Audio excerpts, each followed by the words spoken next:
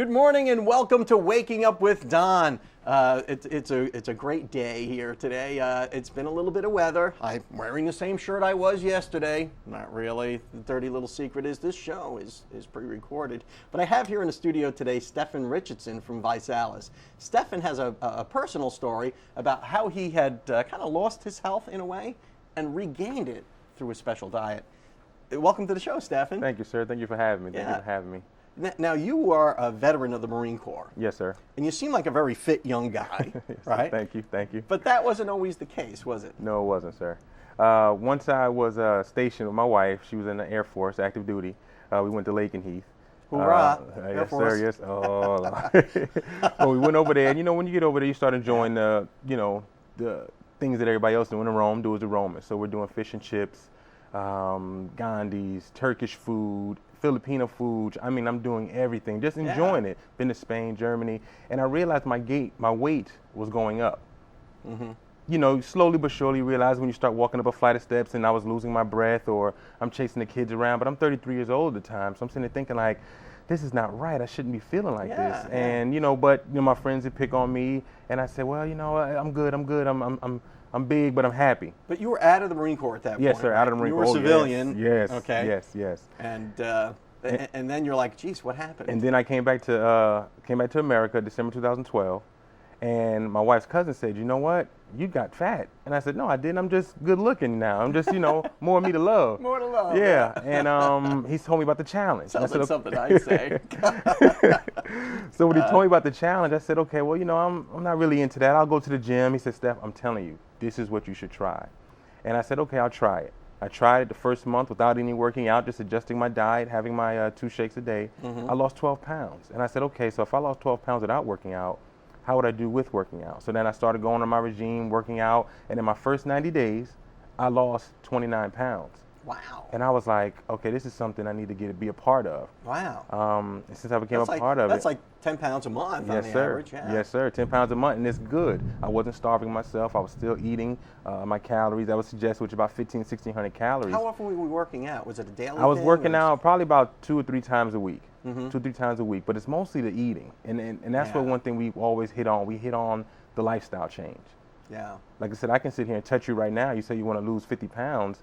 But if you don't change here, it's going to come right back on. Yeah, it really is a mindset. We have to run off to the local weather and a break. But on the other side of that, maybe you can show me some of the products that the name of your company is Alias. Yes, sir. And maybe you can show me some of the products. Not a problem, sir. All right. Well, I'm here drinking my Deja Brew coffee, which, by the way, is the best coffee on the beach.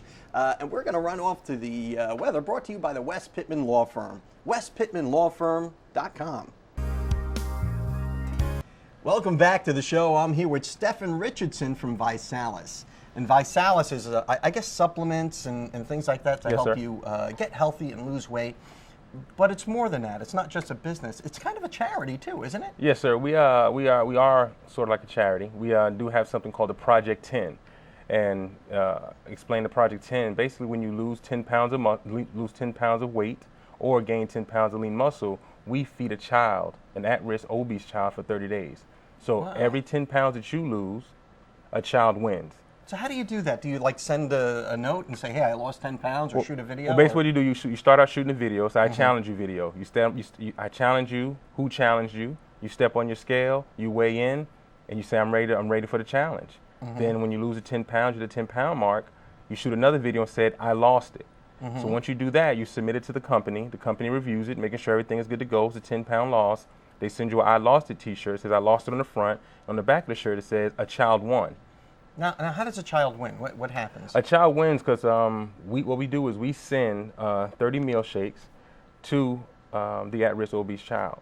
Oh, so then they can in start, turn lose weight as well. Yes, sir. And maybe pass it forward when they lose 10 pounds. There you go. And that's probably the best thing that I think that we as a company are doing, because there's so many kids out there that are getting bullied, getting picked on, and kids not even wanting to attend school because of their weight. And it's not totally their fault, but we as a company felt like we needed to do something about that because nobody else is doing it. And so far, we've served over 750,000 children 30 meals for free. Isn't that something?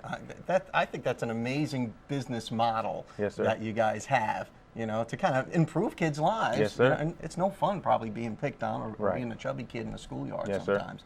Or being the bully. Yeah, even that's true. Sometimes. That's true. So tell me about some of the products that you have here. What Okay, are we some of working the products with? that we have here, we just came out with this Vi Crunch right here. This Vi Crunch is, it's called a super cereal. Basically what it is, it's the shake and a flake. So, Shake and a flake. Yes, sir. So if one morning you decide to say, you know what, I don't want to drink a shake this morning, I want to have my cereal. You can have your cereal. We also have 2 different toppings. We have the berry puffs and we have the macadamia and chocolate. So you have options. So you can have the cereal plain, which is good. It's also vegan friendly, diabetic friendly, less than 3 grams of sugar, 12 grams of protein, 5 grams of fiber. I mean, the list goes on and on. No artificial colors or flavors. It's But just how does it outstanding. taste? It tastes awesome. Does it? Yes, sir. So it's not like a diet food? No, Yeah. no, not even close, sir. Not even close. And then also we have our herbal energy drinks for those people that sit there. You know, you got a lot of people with these 5-hour energy drinks on the market and things like that, but they're so full of sugar, so full of sodium. Ours are totally herbal, which means you'll get that alertness, but you won't get that down. That's so great it picks stuff. you up. We also have cookies. We have peanut butter, peanut butter cookies, and it's good for a snack. Peanut butter cookies, chocolate chip, and we also have oatmeal raisin. Then we have the shake here, which is the shake right here. It's less than 1 gram of sugar in it. Like I said, still diabetic friendly, kosher certified, non-GMO, lactose free, just as the cereal. Kosher too. Yes, sir. That's a big plus for a lot of people, for our Yes, Jewish sir. friends. Stephen Richardson, thanks so much for showing us all this stuff. How do people get in touch with you? If they want to contact me, they can reach me by phone, 850-774-4686, or they can contact me at the address on the screen right now. Thanks so much, and good luck to you in all your future endeavors. Not a problem, sir. Thank you. And we'll be right back after these messages. Zenobia Andrews here, your business system strategist, and I am delighted to be here in the Max Out Studios bringing you your Max Biz tip for the week. Woo! Wow, I am overjoyed because I have the opportunity all week long. We've been talking about things to consider when building your website. Things to consider when building your website. And today's topic is consider starting a blog on your website. Consider starting a blog, B-L-O-G, on your website. Why? Why would you consider that? Because it establishes you, yourself, as an expert in your field. It establishes you as the expert, as the authority, the guru in your field. And you want to be seen as the authority and the expert, right? And then number 2, why would you consider starting a blog on your website? Is that it improves your SEO, which is your search engine optimization with Google, and it generates more traffic on your website. And then in addition to that, it has the potential to grow your database. You know, we live in a time now in business that it is vital that you grow your database. And if you inspire your viewers and your clients through your blog, they'll opt in on your website with your newsletter, and they'll join your database, your email database, and that's nothing but a plus, right? And then last but not least, the blog helps you build trust online with your clients and your community and your partners. And we all need that trust because they're looking for that loyalty from you to them. And then last but not least, you got to be very consistent with your blog.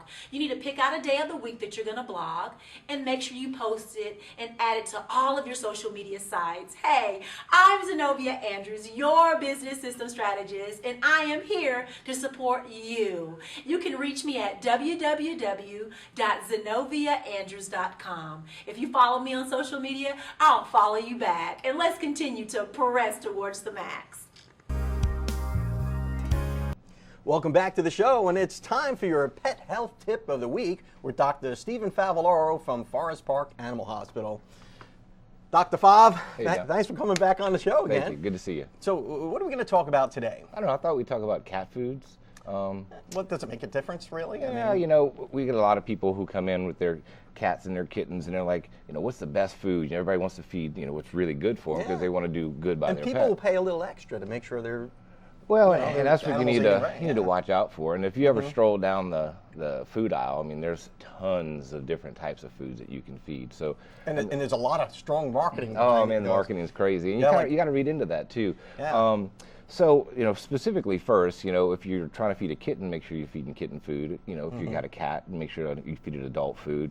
you want to look for if your cat's mainly indoor, you want to cater to an indoor type of environment versus outdoor. Oh, really? Yeah, So that makes diet makes a difference as to. Well, it does. Yeah. There's certain different calories that are in there. Calorie-dense foods, like if you fed like a adult cat food, kitten food is going to be more calorie-dense, and if you fed them the same volume as you would adult food, they'll gain weight faster. Yeah, and then you wind up with Garfield living in Well, your house. that's the one thing that's really, important. And as far as like, cats, they're carnivores by nature. They don't really require, protein, carbohydrates at all. And so if you feed a cat like a high carb diet, they'll store that as fat, and then that's what we see a lot of overweight cats from. So, what you're doing is when you're going to look for your cat foods, you need to be real careful as far as like reading the labels, because, they'll tell you, if it says something like fish cat food, if it says fish cat food, it has to have at least 95% of fish protein to be in it. But if they say something like catfish or catfish dinner, if you don't have at least 95% of that protein in there, that fish in there, then they can call it like a dinner or a entree or like a formula or something like that. But they have to have at least minimum 25%. So it's interesting. They could say, well, we have a chicken cat dinner. Well, it could have 25% chicken in it. They can put 50% fish in it. Yeah, or chicken flavored. And Yeah, they don't put a ton of flavoring in cat foods. But and there's another one too. You'll see it says or aroma. If they put the word "with" in it. If it says cat, cat dinner with fish.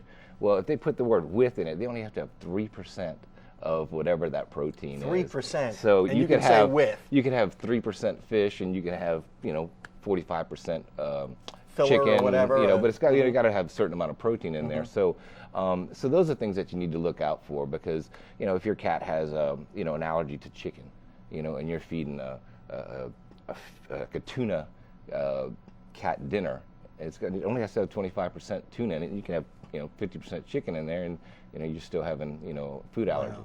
Now, what about brands? Do you remember that pet food scare? It actually wasn't a scare. Actually, pets died from eating tainted dog food from China. Yeah, and cat food. It was cat food mainly. Yeah, and they were putting something called melamine in there, which was a filler that kind of acted like a protein, and it would stick in the tubules of their kidneys and shut their kidneys down. Good grief. But we're not having that problem anymore. That's been kind of resolved, but that's always something that we can deal with. You still have to be careful and know your absolutely. brands. Now, cats, and I've known a few house cats in my day. They have a tendency to get overweight. Yep. And do they have the same health problems humans have for Yeah. being overweight? I mean, diabetes, things like that. Absolutely, if you get overweight, I mean, that's one of the biggest things we see, diabetes, arthritis, things like that. They can't groom themselves very well. They start having some dermatological issues. So They can't groom themselves very well. It's like a person is scratching, drinking a beer, watching TV. They get so overweight that they can only turn around so far. Yeah, I suppose. But one of the things is, like, as I've evolved as a veterinarian, because I've been doing this for 19 years now, if I have a cat that's getting to be overweight, I'll switch them mainly to a canned food. I'm not suggesting that everyone just feed canned foods, but canned foods have much less carbs than dry. So, because dry, you have to have a carb to make that kibble. And in fact, my last 4 diabetic cases that have come in, I just switched them to purely like canned food, less than 7% carbs, and they're all non-insulin dependent now. So a low carb diet is actually good for cats. Yeah, because they're carnivores. They're carnivores. So I mean, if you think about what they eat, they mice, they eat birds, they eat little bodies of water, with very little carbohydrates in them. Yeah, that's amazing stuff. Well, thanks for that pet tip for the week, and we'll make sure to nourish our cats properly and kind of cut down on the carbs. Very good. Thank you very much. All right, and we'll see you next week, and we'll be right back. Welcome back to the show. I'm here yucking it up during the commercial break with Dr. Aaron Shore from Spine and Neuro Pain Specialists on Jenks Avenue. Dr. Shore, thank you so much for coming on the show. Thank you for having me. Did you hear that little click? I did. And that happens a lot. Whenever I shake hands, anybody who knows me says, well, there it is. Now, is that something wrong with me? I mean, is Maybe. We'll ask your wife. I'm not sure. Yeah. Oh, she'll tell you definitely there's something wrong with me, But as the name implies, spine and neuro pain. I guess the spine can be a great source of pain and discomfort for some people, right? Yes, it certainly can. Yeah, the spine oftentimes is very challenging for folks to treat and folks to deal with, because there's oftentimes more than one issue contributing to someone's neck or back pain. Yeah. And it's a process to treat it, and it certainly can be quite disabling and uncomfortable for many folks. Yeah. Now, what would you do for someone like that? I mean, is it, well, let me ask this. Let me back up. Is it injuries like car accidents, mostly people that you see, or is it people with some sort of illness or sickness that gives them pain? I mean, what's the preponderance of your business, I guess, is my question. Sure. Yeah, I would say the answer is all the above. You know, we see in my practice, we see a lot of patients that have been in auto accidents or have suffered various traumas. That have different medical ailments that may cause their particular pain or injury of the spine. And sometimes things just happen just because. So we don't always know exactly what caused somebody to suddenly develop neck or back pain. You know, a common story I hear from some of my more active patients perhaps is that I was out working in the fields, I cleaned out the garage, I lifted all these heavy things, it didn't bother me. The next morning I got up and stood up from the couch and my back went out. You know, sometimes these things happen and we just can't explain them. Yeah, you're in the wrong position or whatever, lifting a heavy load, or you twist a certain way, and I guess as you age, that becomes more of a problem, I would imagine. It certainly can be, yeah. Yeah, I know it has for me. You know, my wife was recently in a car accident where she was rear-ended, and she felt pretty good. You know, went to the emergency room, got all checked out, but they looked at the X-ray and said, your neck has no curvature to it, and you got whiplash. Right. And she felt fine at first, but a couple days later, it really kicked in. Yeah, and that's a pretty common story that we see. You know, I think a misconception out there is that imaging studies like X-rays or MRIs, sometimes they tell the story, but I find a lot of times in my practice they're not helpful, or they're sometimes misleading.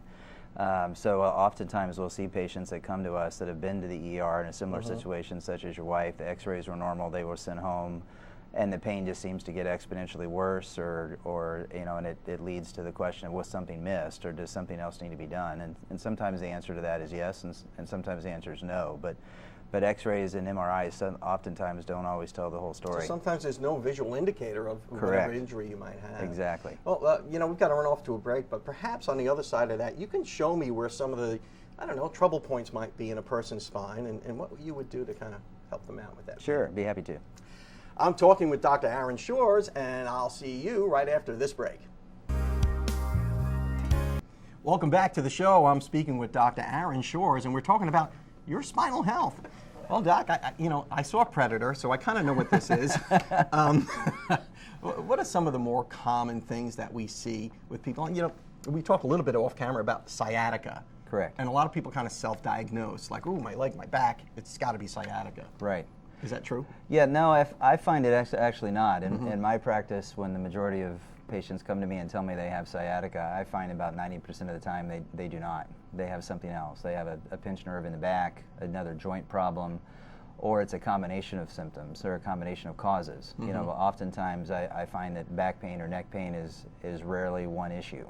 You know, a lot of times there's a joint and a nerve problem, or a disc problem, or a muscle problem. So, but it's rarely sciatica. I do see sciatica, but I find that whenever someone's back hurts or leg hurts, people just assume it's always sciatica, and it's not. Well, you know, we laymen learn a term or two from watching TV sometimes. Correct. Yeah. And we have a tendency to self-diagnose because there's a million websites you can go to and type in leg and back pain and get a whole menu of options of what's wrong with you. Do you find a lot of people do that in your practice? I do, and that can oftentimes be very scary. And oftentimes the stuff that people are reading online, I'm not sure it's always medically sound, which can also be more confusing. But you know, I think the best way to really evaluate that is through a specialist who's trained in that, with a good physical exam and a history, and looking at the total picture, because that's really the best way to come to a conclusion on what the cause actually is. Because you know, something like sciatica, which I know you explained to me off camera, was an inflammation of that nerve. Yeah, sciatica is a persistence of pain generated by the sciatic nerve itself, which is actually lower down in the buttock, not so much in the back. So it can cause pain in the buttock and down the leg. and certainly can be a significant pain generator for people. But it can be much more, your pain can be much more complicated than that. It can. It certainly can, and it can often be higher up. There's a lot of joints that can cause pain to go down the leg, so I find in my practice that I'm frequently telling patients that everything that goes down the leg is not always a pinched nerve. There are many different structures that can refer pain down the leg, and an MRI or an X-ray does not always tell the story, which is why a comprehensive evaluation is needed. Yeah, and that's so. Just for illustrative purposes, the sciatic nerve would be where? It's down Sure. in the lower back somewhere. If I may just turn this, the sciatic nerve is actually down here, down in the buttock, not actually up here in the spine. So it actually comes out down here, and it's basically an intersection of several different nerves up here in the low back that come together, which then can send pain down the leg. Dr. Shores, we're so out of time, but thank you so much for coming on the show and getting us smart, or a little bit smart, on our spinal health. Thank you for having me. And how do we get in touch with you? I have a website, or you can contact my office at 850-763-8000, and we'll be happy to help in any way we can. We're going to have to let that be the last word, and we'll see you next time.